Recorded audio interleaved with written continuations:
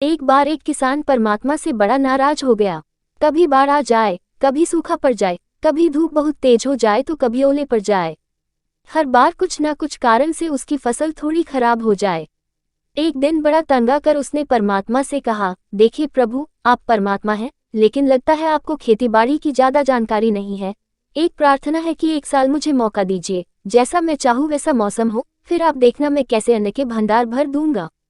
परमात्मा मुस्कुराए और कहा, ठीक है, जैसा तुम कहोगे वैसा ही मौसम दूंगा, मैं दखल नहीं करूंगा।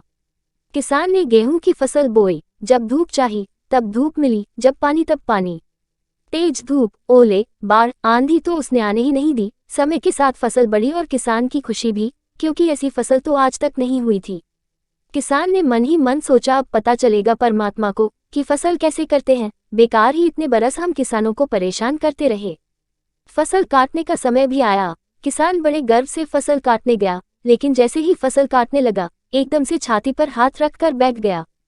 गेहूं की एक भी बाली के अंदर गेहूं नहीं था, सारी बालियां अंदर से खाली थी। बड़ा दुखी होकर उसने परमात्मा से कहा, प्रभु ये क्या हुआ? तब परमात्मा बोले, ये तो होना ही था, तुमने पौधों को संघर्ष का जरा सा भी मौका नहीं दिया, ना तेज धूप में उनको तपने दिया, ना आंधी ओलों से जूझने दिया, उनको किसी प्रकार की चुनौती का एहसास जरा भी नहीं होने दिया। इसीलिए सब पौधे खोखले रह गए। जब आंधी आती है, तेज बारिश होती है, ओले गिरते हैं, तब पौधा अपने बल से ही खड़ा रहता है।